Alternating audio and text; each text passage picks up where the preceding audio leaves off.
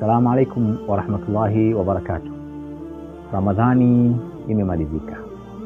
Lakini kumalizika kwa Ramadhani sio mwisho wa msimu, sio mwisho wa safari, bali ndio mwanzo wa safari yenyewe tunayokusudia. Watu wengi tumekuwa tunakosea tunapouaga mwezi wa Ramadhani, kana kwamba hatutoonana nao tena au hakuna majukumu baada ya mwezi wa Ramadhani, tukidhani kwamba tunafunga ukurasa wa kufunga na kazi nzito.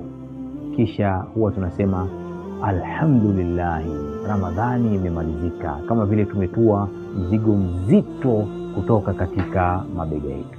Lakini ukweli, ndugu yangu Muislamu, ni huu: Ramadhani haikuwa ni kituo cha kufika mwisho, bali Ramadhani ilikuwa ni sawasawa na yule anayesafiri akafika katika kituo cha kujaza mafuta, akasimamisha gari lake akajaza mafuta ili aendelee na safari. Sasa atakuwa si mtu mwenye akili na busara yule ambaye amefika katika kituo cha kujaza mafuta halafu akasema hili ndio lilikuwa lengo langu. Ramadhani ni kituo ambacho jukumu lake kubwa ni kutupa sisi nguvu ya kuendelea miezi 11 iliyobaki na safari yetu ya kumridhisha Allah subhanahu wa ta'ala. Ndugu yangu Muislamu, ndugu yangu mfungaji, katika siku hizi za mwisho wapo ambao wanapatwa na hali fulani ya uchovu kutokana na ibada nyingi ambazo wamezifanya ndani ya Ramadhani, kusoma Qur'ani, kisimamo cha usiku. Sasa inapofika katika masiku ya Eid na kumaliza Ramadhani, anahisi kwamba anatakiwa apumzike, relax na ajipe zawadi ya kazi kubwa aliyoifanya. Ni sahihi, lakini si kwa mtazamo huo. Muislamu mwerevu ni yule ambaye anatumia fursa ya kumalizika mwezi wa Ramadhani, akakaa, akatafakari, akajitathmini na akatathmini alivyokuwa ndani ya mwezi wa Ramadhani na ametoka na nini ndani ya mwezi wa Ramadhani ili aendelee nacho katika miezi mingine inayokuja. Muumini wa kweli hujiuliza maswala yafuatayo: je, moyo wangu umebadilika? Nimepata nini katika Ramadhani hii niliyoifunga? Na nitakuwa nini baada ya mwezi wa Ramadhani kumalizika? Haya ndio maswali muhimu ambayo mimi na wewe, ndugu yangu Muislamu, inapasa tujiulize. Mimi na wewe, ndugu yangu Muislamu, tufanye nini baada ya Ramadhani kumalizika? Tuendelee kufanya ibada kidogo kidogo. Usifanye jazba kwamba nilivyokuwa ndani ya Ramadhani ndio nitakuwa katika mwezi wa Shawwal hivyo hivyo. Hapana, kuna tofauti kubwa. Utashindwa mapema kuendelea na hizo ibada. Usijilazimishe mambo usiyoyaweza, mambo makubwa ambayo huenda yasidumu na wewe.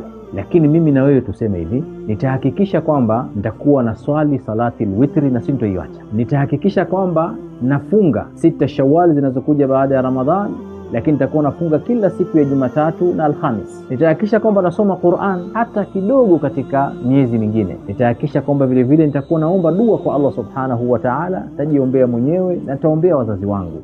Nitatoa sadaka kidogo, hata kama sina ninachomiliki, nitamsaidia mtu kwa nguvu zangu au hata kwa kutabasamu katika uso wake kwa nia ya kutoa sadaka. Kwa sababu ndugu yangu Muislamu, kidogo kinachoendelea ni bora kuliko kikubwa ambacho hakiendelei. Kwa hiyo mimi na wewe baada ya Ramadhani tujilazimishe kujiwekea utaratibu wa kuwa na ibada ndogo ndogo ambazo tunaziendeleza tulizokuwa tukizifanya ndani ya mwezi mtukufu wa Ramadhani, ili athari ya Ramadhani ibaki katika nafsi yetu na katika maisha yetu. Katika Ramadhani mazingira yalikuwa yakitusaidia, rehema za Mwenyezi Mungu zilitusaidia, idadi kubwa ya Waislamu kuhudhuria misikitini na kufunga kwa pamoja ili kusaidia kutuhamasisha kufanya ibada. Baada ya Ramadhani watu wengi wanashika shughuli zao na wanasambaratika, utabaki wewe na nafsi yako. Hapa kuna umuhimu mkubwa, ndugu yangu Muislamu, wa kuhakikisha kwamba unafanya ibada ya siri. Unasimama usiku kuswali, hakuna anayejua isipokuwa wewe na Allah subhanahu wa ta'ala. Unatoa sadaka, hakuna anayefahamu isipokuwa wewe na Allah subhanahu wa ta'ala na yule unayempa sadaka hili. Hii itakusaidia kukuletea nguvu katika ibada zako na kufanyia kuwa na ikhlas ambao ulikuwa ukifanya ndani ya mwezi mtukufu wa Ramadhani. Mwisho, ndugu yangu Muislamu, nitoe wito kwa nafsi yangu na kwa nafsi zenu, enyi ambao mlikuwa mkilia usiku kwa kumuomba Allah subhanahu wa ta'ala, bado Mwenyezi Mungu yupo. Ewe ndugu yangu ambaye ulikuwa kila siku ukiubusu msahafu wako, kuukumbatia na kuupitia, bado Qur'an ni maneno ya Allah subhanahu wa ta'ala yapo. Ewe ndugu yangu wa Muislamu, ambaye ulikuwa ukisimama qiyamul layl kuswali, bado usiku upo na bado Allah subhanahu wa ta'ala anasikia na anaona unayofanya katika usiku wa manane. Tuelewe ndugu yangu Muislamu, Ramadhani haikuwa mwisho, bali ilikuwa ni safari na mwanzo wa safari. Safari inaanza baada ya Ramadhani kujitathmini, kujipima na kuelewa uhalisia wako, umefaidika nini na Ramadhani. Jazakumullahu khairan wa taqabbalallahu minna wa minkum salih al-a'mal wa jazakumullahu khairan.